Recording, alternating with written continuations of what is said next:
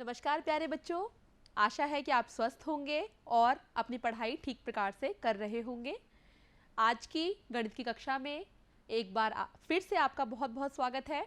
प्यारे बच्चों, पिछली कक्षा में हम परिमेय संख्याओं पर चर्चा कर रहे थे और परिमेय संख्याओं को जोड़ना यानी उनके योग पर हमने विस्तृत चर्चा की थी।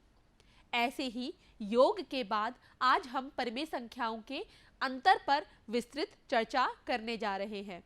जैसे कि हम पढ़ने जा रहे हैं कि परिमेय संख्याओं का जो अंतर है वो संख्या रेखा द्वारा कैसे निकालें, समान हर बनाकर उसके अंतर को कैसे निकालें, और क्या जो तीन प्रगुण हैं जो कि हैं आपके समवर्ग प्रगुण, क्रम विनिमय प्रगुण और साहचर्य प्रगुण, वे घटाने पर संतुष्ट होते हैं या नहीं होते, इस पर हम अभी चर्चा करने जा रहे हैं। तो चलिए पहले हम अपना शुरू करते हैं। परिमेय संख्याओं का जो अंतर है या घटाना है या सब्ट्रैक्शन है वो संख्या रेखा के द्वारा हम कैसे करें। जैसे संख्या रेखा के द्वारा आप यहाँ देख पा रहे हैं, ये हमारा आज का मेन लक्ष्य है अभी कि परिमेय संख्याओं को घटाना या फिर आप अंतर भी कह सकते हैं। तो यहाँ आपके ये जो दो केस आते हैं कि जब हर आपके समान हो या फिर जब आपके हर समान ना हो। ये कुछ कुछ योग की तरह ही है। जिन बच्चों ने योग की कक्षा अच्छे से पढ़ी होगी, परिमेय संख्याओं के योग की, उन्हें घटाने को समझने में बिल्कुल भी दिक्कत नहीं आने वाली है। तो पहला हमने एक प्रश्न लिया जिसमें हर समान है। वैसे तो यहाँ हर समान नहीं है, 7/-11 है और -3/11 है, यानी कि 11 और -11 समान थोड़ी होते हैं, लेकिन ये कुछ कुछ समान है क्योंकि इसके जो माइनस है, जो हर में माइनस है, उसे हम ऊपर पहुंचा देते हैं। कैसे? अब ये स्टेप आप याद रखिएगा कि इस प्रकार के जो सवाल होते हैं जिसमें हर माइनस में होता है, हम -1/-1 से गुणा कर लेते हैं तो हमें -7/11 प्राप्त हो गया। एक तरह से सवाल हो गया 7/-11 में से -3/11 को घटाइए, अर्थात -7/11 में से -3/11 को घटाइए।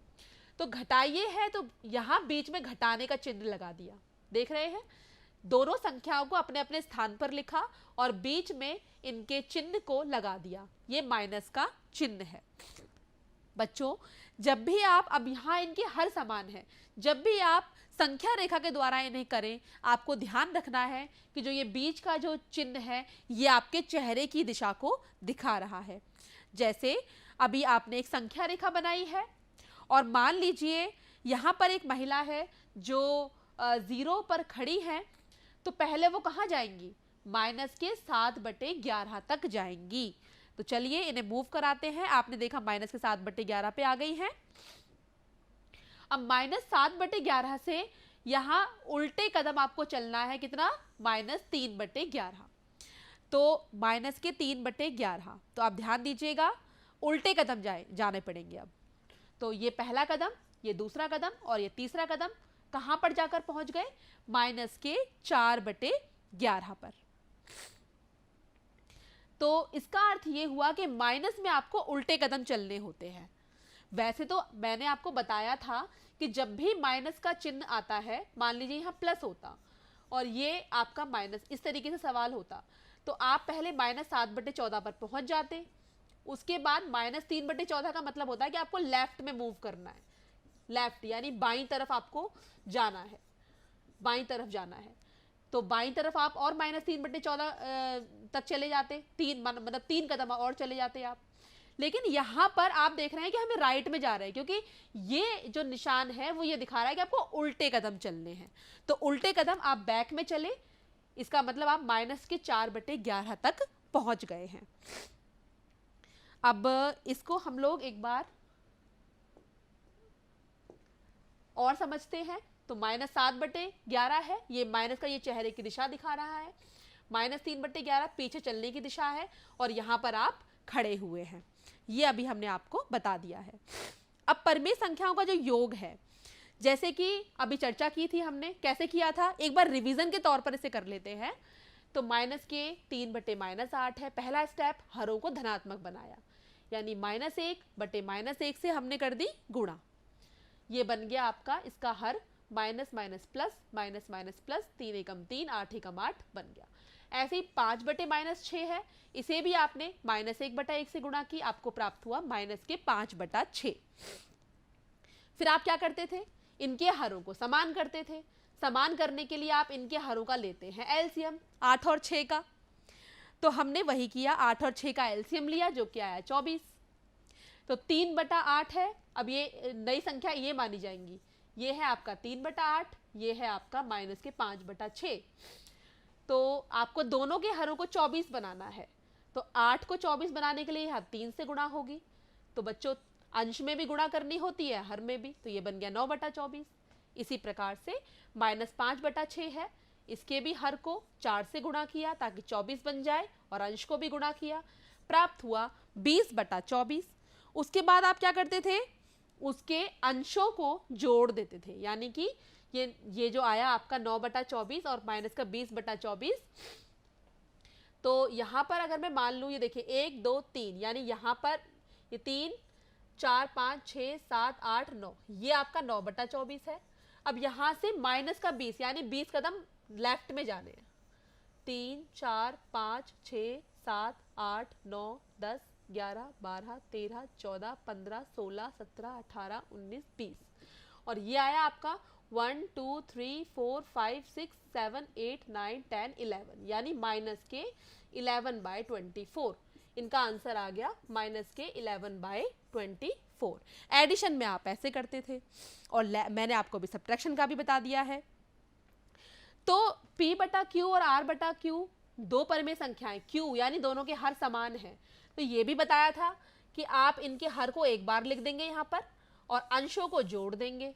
तो जब 9 और 20 को, 9 और माइनस 20 को आप जब जोड़ेंगे, ये देखिए, तो भी तो आपको माइनस के 11/24 ही प्राप्त होगा। तो ये दो विधियां हमने योग में बताई थी। ऐसे ही घटाव में अभी आपको बताया है संख्या रेखा द्वारा कैसे घटाते हैं। ऐसे ही अब परिमेय संख्याओं का दूसरा घटाना हम देख रहे हैं दोनों विधियों से, संख्या रेखा द्वारा और समान हर बनाकर। जब पहला केस हर असमान है, यानी डिफरेंट है, अलग अलग है, तो -7/4, 5/-4। पहला स्टेप तो भूलिएगा मत, हर आपके प्लस में होने चाहिए, धनात्मक होने चाहिए। तो बच्चों मैंने यहां पर देखिए घटाना है तो घटाने का चिन्ह लगाया। ये जो माइनस है नीचे का, जब आप -1 से गुणा करेंगे अंश हर की, तो ये माइनस ऊपर पहुंच गया, नीचे का माइनस ऊपर पहुंच गया। मतलब 5 × -1 -5, -4 × -1 +4। अब ये देखिए, अब ये डिफरेंट हैं, जो हर हैं वो अलग अलग हैं। 8 और 4 आपने लिया एलसीएम, एलसीएम कितना आया 8। अब दूसरा स्टेप है, आपको इनके हरों को 8 ही बनाना है। तो -7/8 में तो पहले से ही 8 है ना, ये तो पहले से ही 8 है। और माइनस के 5/4 है, उसको हमने 2 से गुणा किया अंश और हर में, तो माइनस के 10/8, यानी कि दोनों के जो हर हैं वो अब हमारे 8 बन चुके हैं।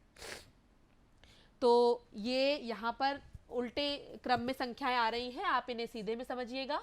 ये -2, -3, -4, -5, -6, -7, -8, -9 और -10। ये जो माइनस बाद में लगे हुए हैं ये आपके पहले हैं, ये वाले माइनस आपके शुरू में लगे हुए हैं, इस तरीके से है। ठीक है बच्चों, तो पहले आप कहाँ जाएंगे, माइनस के 7/8 पर। तो माइनस के 7/8 ये रहा, है ना। फिर आप ध्यान दीजिए, क्योंकि बीच में चिन्ह कौन सा लगा हुआ है, माइनस का, और यहां भी माइनस है, तो आपको उल्टे कदम जाना होगा। कितने कदम आपको उल्टे कदम जाने होंगे, 10। काउंट करिए, 1 2 3 4 5 6 7 8 9 10। ये 1 2 3 4, कहां पहुंचे आप, कहां पहुंचे, 3/8 पर। इसका अर्थ ये हुआ बच्चों कि जो हमारा इसका उत्तर है,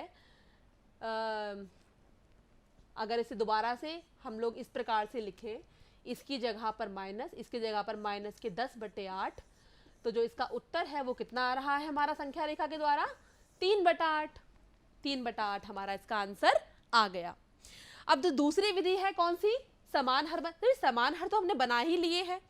तरीका क्या था? उसके हर को एक बार लिखिए और अंशों को ही घटा लीजिए या फिर जोड़ लीजिए। तो यहाँ पर आप देखेंगे, इसे हम अब सबको मिटा देते हैं। तो यहाँ पर देखिए जो ये 8 लगे हुए हैं, 8 को एक बार लिखा और इनके अंशों को कर लिया। ये जो माइनस माइनस है इसे जोड़ के हमने प्लस कर दिया। -7 + 10 पूर्णांक आपको आते ही हैं, 10 में से 7 गया 3/8। तो आपका आंसर तब भी 3/8 आया था और अब भी आपका आंसर 3/8 ही आ रहा है। ये आपको 2 विधियां करनी हैं। इसके बाद एक जनरलाइजेशन फॉर्म यानी सामान्यीकरण कर लेते हैं इसका। समान हर वाली परमेय संख्याओं का अंतर परमेय संख्याओं के अंशों का अंतर बटे में समान हर, यानी P/Q -R/Q बराबर P - R बटे में Q। हर बराबर है Q के। अब इसके बाद एक सवाल कर लेते हैं। 2/5 में से -2/5 घटाइए। तो आपको कैसे लिखना है? 2/5 पहले लिख दिया, घटाइए यानी आपने घटा का चिन्ह लगा दिया, माइनस के 2/5 आपने यहाँ लिख दिया। अब क्योंकि दोनों के हर तो 5 हैं तो आपने 5 को एक बार लिखा। अब इनके अंशों को लिख दिया यहाँ पर। यहाँ 2 बार माइनस आ रहा है, वो बन गया आपका प्लस। 2 और 2 4, यानी उत्तर आया आपका 4/5। जब आपको ये ना लिखा हो कि संख्या रेखा द्वारा करें, तब आप ऐसे ही सवाल को करेंगे। एक एग्जाम्पल और लिया, -3/-8 -5/-6 को हल करिए। तो पहला तो वही जो हमारा रूल है कि हर हमने बनाए प्लस, -1 से गुणा करके, ये बन गई आपकी फॉर्म। अब एलसीएम लिया 8 और 6 का, जो कि कितना आया? 24, यानी दोनों के हरों को 24 बनाएंगे। तो 3/8 को गुणा किया 3/3 से, मिला 9/24। -5/6 को गुणा किया 4/4 से, मिला 20/24। ये बन गई नई फॉर्म, ये न्यू फॉर्म बन गई। ठीक है बच्चों। अब 24 को आपने एक बार लिखा यहाँ पर और इनके अंशों को आपने ऊपर लिख दिया, इस चिन्ह को यहाँ लिखा। अब ये दोनों चिन्ह प्लस माइनस माइनस बन गया प्लस। 20 और 9 29/24। तो आपने देखा कि इसका जो आंसर है वो कितना आया है? 29/24। तो वही रूल है, पहले आप इनके जो हर हैं उन्हें समान बनाइए और उसके बाद उनके हरों को एलसीएम के बराबर, यानी ये जो क्यू है वो एलसीएम है, उसके बराबर हम कर लेंगे। अब यहाँ योग के प्रगुण, कौन कौन से प्रगुण पढ़े थे अभी हमने पिछली कक्षा में? संवरक प्रगुण, क्रम विनिमेय प्रगुण, साहचर्य प्रगुण। यानी कि जोड़ने पर हमें परमेय संख्या ही प्राप्त हुई थी, 2 परमेय संख्याओं को जोड़ने पर। ऐसे ही 2 परमेय संख्याओं को जो हमने अदला बदली की थी उनके स्थान की, तब भी आंसर वही रहा था। एक था समूह वाला, हमने 2 परमेय संख्याओं के समूह अदल बदल कर दिए थे, तब भी हमारा आंसर वही आया था, जो कि था साहचर्य प्रगुण। यही था ना। तो क्या किया था, जैसे -2 और प्लस के -2/3 को जोड़ा, इसके बटे में कुछ नहीं है, बटे में 1 मान लिया। फिर हमने इनका एलसीएम लिया जो कि आया 3। फिर हमने इसको हल किया, -6 - 2 जो कि आया -8, -8/3 आ गया, जो कि एक परमेय संख्या है ही। इसी प्रकार से क्रम विनिमय पे भी किया था हमने। देखिए ये लेफ्ट हैंड साइड है और ये आपकी राइट हैंड साइड है। लेफ्ट हैंड साइड को पहले इसके जो हर हैं उसे आपने प्लस बनाया, ऐसे यहाँ पर भी आपने हर को प्लस बनाया। एलसीएम लिया, दोनों तरफ आपने हल किया। देखिए दोनों तरफ आप हल करते जा रहे हैं, आंसर क्या आ रहा है? 11/12, 11/12, यानी क्रम विनिमय प्रगुण परमेय संख्याओं पर आपका संतुष्ट हो रहा था। इसी प्रकार से अब ये साहचर्य प्रगुण को देखिए। यहाँ एक सवाल है, आपने पहले इस ब्रैकेट को हल किया, उसके बाद -1/4 जोड़ा, फिर -9/8 को अलग रखा और इन दोनों को पहले जोड़ा। ये आपकी एक साइड है लेफ्ट हैंड साइड और ये आपकी है पूरी राइट हैंड साइड। लेकिन दोनों को हल करने पर क्या प्राप्त होगा? -25/16। इसे आप कॉपी में स्वयं करके देखिएगा। दोनों का आंसर बराबर आएगा। इसका अर्थ ये हुआ साहचर्य प्रगुण जो है वो भी परमेय संख्याओं पर संतुष्ट हो रहा था, किसमें? योग पर। अब यही तीनों प्रगुण हमें अंतर पर करने हैं, यानी कि घटाने पर करने हैं। तो एक एक करके चर्चा करते हैं। पहले घटाने यानी व्यवकलन की संक्रिया पर संवरक प्रगुण यानी क्लोजर प्रॉपर्टी, किस पर? घटाने पर। तो होना क्या चाहिए? दो परमेय संख्या को घटाइए और उत्तर हमें परमेय संख्या ही मिलना चाहिए। तो ये देखिए, प्राकृतिक संख्याएं, कोई भी संख्याएं ले लीजिए, जब आप इसका घटाते हो, जैसे आपने 2 में से 1 घटाया, 1 तो आपका प्राकृतिक में आ गया, लेकिन 10 में से 15 घटाया -5, ये तो प्राकृतिक में है ही नहीं, यानी संवरक प्रगुण तो प्राकृतिक पे भी आपका संतुष्ट नहीं होता। ऐसे ही आपने पूर्ण संख्याएं ली, जैसे 12 और 0 लिया तो 12 आया, और 0 और 15 लिया -15, ये भी पूर्ण संख्याओं में नहीं आता, तो यानी इस पर भी संतुष्ट नहीं होता। और अगर हम पूर्णांक ले लें, जैसे आपने -6 और +10 ले लिया, जब आपने सॉल्व किया -4, ये तो पूर्णांक है, और जब आपने 0 और -15 लिया तो इनको हल किया तब भी ये पूर्णांक है, यानी पूर्णांकों पर संवरक ये जो प्रगुण है घटाने पर ये संतुष्ट होता है। अब परमेय संख्याओं पर चर्चा कर रहे हैं, है ना? तो परमेय संख्याओं में भी आप हल करके देखिए, -3/12 और -5/8, एलसीएम आया 24। इसको भी आपने 24 बनाना है तो 2 से गुणा करेंगे, देखिए यहाँ पर, और इसे 24 बनाना है तो आप इसे किससे गुणा करेंगे? 3 से गुणा करेंगे अंश और हर में। ये बन जाएगा नीचे 24, -6, -15, उत्तर आया -21/24। तो ये परमेय संख्या है। इसका अर्थ ये हुआ कि परमेय संख्याओं में भी घटाने पर संवरक प्रगुण संतुष्ट होता है। अब ध्यान दीजिएगा, प्राकृतिक में नहीं होता, पूर्ण में भी नहीं होता, लेकिन पूर्णांक यानी कि इंटीजर्स और रेशनल नंबर्स यानी परमेय संख्याओं पर ये घटाने पर संवरक प्रगुण संतुष्ट होता है। चलिए अब अगले प्रगुण पर चर्चा करते हैं। ये तो हमने आपको बता ही दिया है डेफिनेशन कि घटाने पर परमेय संख्या प्राप्त हुई है तो इसमें ये संतुष्ट करती है। अगला जो है, एक सवाल दिया हुआ है, सत्यापित कीजिए कि इनका अंतर परमेय संख्या है अथवा नहीं।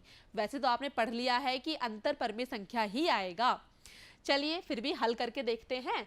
तो पहले तो इसके हर को आप पॉजिटिव बनाइए, तो ये माइनस ऊपर चला गया, राइट। अब ये 27 और 9 को बराबर बनाना है, तो आप जानते हैं कि 9 के पहाड़ में 27 आता ही है, तो ये 27 आपने एक बार लिख लिया, इसको आपको 3 से गुणा करना होगा, तो अंश को भी 3 से गुणा करना होगा, -5 और यहाँ आ गया -30, और माइनस माइनस क्योंकि दोनों दो माइनस आ रहे हैं यहाँ पर, तो ये क्या बन गया +30, प्लस माइनस माइनस, 30 में से 5 गया 25, बड़े का चिन्ह आ गया 25/27, तो यानी ये भी एक परमेय संख्या है। तो ये तो आपको पता ही था, बस सवाल में आपको करके दिखाना था एक बार। तो परमेय संख्याओं में जो संवरक प्रगुण है घटाने पर वो सत्यापित हो रहा है। चलिए अब हम एक सवाल लेते हैं। 2 परमेय संख्याएं हैं, उनका योगफल दे रखा है बच्चों, और एक संख्या आपको पता है, दूसरी ज्ञात कीजिए। ऐसे सवाल तो आपको आते ही होंगे, जब भी 2 संख्याओं का योगफल दिया हो, एक संख्या दी हो, दूसरी ज्ञात करनी हो, तो हम घटा करते हैं। तो योगफल में से उस एक संख्या को घटा दीजिए, दूसरी आपको प्राप्त हो जाएगी। तो जैसे दोनों का योगफल ये है, एक संख्या ये दी हुई है, तो ये तो आपने से घटाया यहाँ पर, तो घटाने का ही तो प्रश्न बन गया एक तरीके से ये। तो अब आप इसे क्या करेंगे, दोनों के हरों को 20 बनाएंगे, क्योंकि 20 और 5 तो ये बन सकते हैं। तो आपने क्या किया, देखिए इस 5 को जब आप 20 बनाएंगे तो अंश हर में किससे गुणा करनी पड़ेगी आपको, 4 से। तो -1 ये तो पहले से ही था, और 8 और 4 की गुणा होके यहाँ लिख दिया आपने। अच्छा, ये वाला प्लस कहाँ से आया, ये इन दोनों माइनस को गुणा करने पर आया, तो यहाँ बन गया -1 प्लस का 32, 32 में से 1 गया, 31/20, यही है आपका उत्तर। यानी 2 संख्याओं का योगफल यदि ये है, एक संख्या -8/5 है, दूसरी होगी 31/20। इस प्रकार से आपको इसे करना है। अब दूसरा हम चर्चा करते हैं क्रम विनिमय प्रगुण यानी कि कॉम्यूटेटिव प्रॉपर्टी पर। तो सारे नंबर्स पे चर्चा कर लेते हैं एक बार। प्राकृतिक में होती है कि नहीं, जैसे अभी हमने देखा, तो क्रम विनिमय में यानी अदला बदली करने पर, तो आपने देखिए दो संख्याएं ली 15 और 12। 15 में से 12 गया 3 आया, लेकिन 12 में से 15 गया तो क्या आया -3। क्या दोनों बराबर हैं? नहीं। अर्थात प्राकृतिक संख्याओं पर घटाने की संक्रिया में क्रम विनिमय नहीं होता। क्रॉस।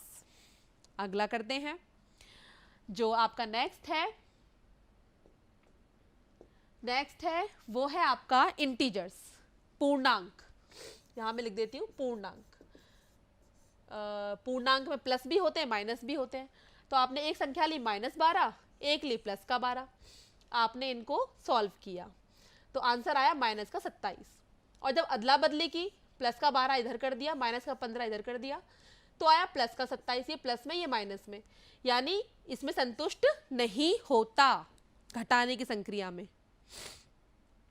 अब परिमेय संख्या लेते हैं, तो -1/12 और -5/12। अब देखिए बिल्कुल वैसे ही जोड़ेंगे, ये तो 12 सेम है, माइनस माइनस क्या बन गया प्लस, -1 और 5 4/12। सरलतम रूप में कर दिया आपने 1/3। ठीक है, अब अदला बदली करिए, माइनस के 5/12 पहले लिख लिया, माइनस के 1/12 बाद में लिखा, हल किया ऐसे ही, माइनस माइनस यहाँ बन जाएगा प्लस, ये आया माइनस के 4/12 यानी माइनस के 1/3। क्या ये बराबर हैं 1/3 और -1/3? ये दोनों बराबर नहीं हैं। इसलिए हम कह सकते हैं कि जो क्रम विनिमय प्रगुण है उस पर परिमेय संख्याओं में घटाने की संक्रिया पर ये संतुष्ट नहीं होता। अब एक सवाल करते हैं कि दोनों पक्षों को हल करके परिमेय संख्या के रूप में व्यक्त कीजिए तथा सत्यापित कीजिए कि दोनों पक्ष समान नहीं हैं। पहले ही बोल दिया समान नहीं है, लेकिन आप सत्यापित करके दिखाइए। आपने एक सवाल लिया, ये सवाल आपको दे रखा है, तो इसमें आपने पहले लेफ्ट हैंड साइड सॉल्व की। ठीक है, इस माइनस को आपने ऊपर पहुंचा दिया, ये माइनस माइनस तो प्लस बन जाएंगे। दूसरा इनका एलसीएम लिया, क्योंकि ये दोनों अभाज्य संख्याएं हैं, तो इनका एलसीएम आया 13 × 11 143। तो 143 आपने यहाँ लिख लिया। अब -6 को करनी पड़ेगी 11 से गुणा, और माइनस के 5 को करनी पड़ेगी 13 से गुणा, और ये माइनस माइनस बन जाएंगे यहाँ प्लस, ये बन गए प्लस। तो 11 × 66 -66 + 65 बट्टे 143, यानी माइनस के 1/43 आपका लेफ्ट हैंड साइड आ गया है। अब इसका राइट हैंड साइड भी तो सॉल्व करना होगा, तो चलिए राइट हैंड साइड करते हैं। 5/-11 माइनस के 6/13। तो पहला स्टेप तो मैं वही करूंगी, -1 से गुणा करूंगी तो ये माइनस ऊपर चला जाएगा। इनका एलसीएम अगेन 143 ही आएगा, तो मैंने 143 यहाँ लिख दिया। अब आपको पता है माइनस के 5 को तो मुझे 13 से गुणा करनी होगी, और ये माइनस माइनस बन जाएगा प्लस, ये दोनों, और 6 की गुणा मुझे 11 से करनी होगी। तो यहाँ आ जाएगा -65 प्लस का 66 बटे 143। आंसर आया 1/143। बच्चों चिन्ह में फर्क है, एक में माइनस है, एक में माइनस नहीं है, इसलिए ये दोनों पक्ष समान नहीं है। यही इसका हमारा उत्तर आएगा, हमने सत्यापित कर दिया है। अब साहचर्य प्रगुण वही है कि योग की संक्रिया पर तो पालन होता था, तो क्या घटाने पर भी होगा, समूहीकरण करने पर? तो चलिए, जैसे कि आप जानते हैं प्राकृतिक संख्याओं में ये संतुष्ट नहीं होता है। इसी प्रकार से जो पूर्ण संख्याएं हैं उसमें भी ये संतुष्ट नहीं होता है। अब परिमेय संख्याओं में करके जब आपने देखा तो वही करना है। देखिए ब्रैकेट में जो दिया हुआ है उसे हम पहले हल करेंगे। ठीक है, जब हमने पहले हल किया ये आया, तो उत्तर आया 1/6। अब दूसरे वाले ग्रुप बना लीजिए, इन दोनों का ग्रुप बना लीजिए। अब की बार इन दोनों का हल किया, आया -13/6। तो दोनों उत्तर तो बिल्कुल डिफरेंट हैं, यानी साहचर्य प्रगुण पर भी घटाने की संक्रिया में संतुष्ट नहीं हो रही परिमेय संख्याएं। तो इतना हमने इसमें कर लिया है, यानी जो a - b - c बराबर नहीं है a - b - c के बराबर नहीं आया। तो बच्चों यदि p बटा q, r बटा s और t बटा u कोई भी तीन परिमेय संख्याएं हैं तो p बटा q माइनस r बटा s माइनस t बटा u, देखिए समूहीकरण किया है, पहले इन दोनों को आप घटा कर रहे हैं, ये बराबर नहीं आएगा यदि आप इनके समूह बदल देंगे, इसके बराबर ये नहीं आने वाला। आशा है आपको ये समझ में आ गया होगा, उदाहरण द्वारा भी हम समझा चुके हैं। तो बच्चों, आज की जो क्लास है हमारी परिमेय संख्याओं की, उसमें हमने क्या सीखा कि हम दो परिमेय संख्याओं का जो अंतर है वो संख्या रेखा द्वारा निकाल सकते हैं, राइट। दूसरा हमने क्या सीखा कि दो परिमेय संख्याओं का अंतर उनके हरों को समान करके भी हम निकाल सकते हैं, राइट। और इसके अलावा हमने क्या सीखा कि परिमेय संख्याओं में जो घटाने की संक्रिया है वो संवरक प्रगुण को संतुष्ट करती है, संवरक प्रगुण को, लेकिन जो अन्य आए थे क्रम विनिमेय प्रगुण और साहचर्य प्रगुण उन्हें संतुष्ट नहीं करती। देखिए ये हमने प्रूफ भी किया था।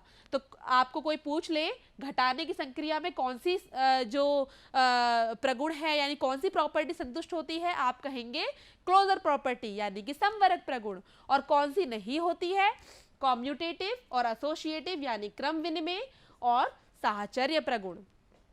अब आपका जो असाइनमेंट है यानी कि जो आपका हमने असाइनमेंट दिया है, प्रदत्त कार्य है, वो क्या है, 5/9 में क्या जोड़े कि योगफल ये हो जाए। ऐसा सवाल तो अभी हमने किया ही था ना, योगफल में से इसे घटाना होगा। निम्न के सत्य असत्य होने की पुष्टि कीजिए। तो जब भी आपसे सत्य असत्य पूछेगा आप लेफ्ट हैंड साइड अलग हल करेंगे, राइट हैंड साइड अलग हल करेंगे, और आपको दोनों को सॉल्व करके बताना है कि ये दोनों बराबर हैं या फिर ये बराबर नहीं है। और ये यहाँ पर ये लेस देन का सिंबल है, यानी कि आपको ये पुष्टि करनी है कि क्या ये -5 इधर वाली संख्या को हल करने पर आई संख्या से छोटा है अथवा नहीं है। और एक और है, वही पहले वाले सवाल की तरह, दो परिमेय संख्याओं का योगफल दे दिया, एक संख्या दे दी है, दूसरी ज्ञात कीजिए। तो योगफल में से उस संख्या को घटा देंगे, घटाना आपने सीख ही लिया है।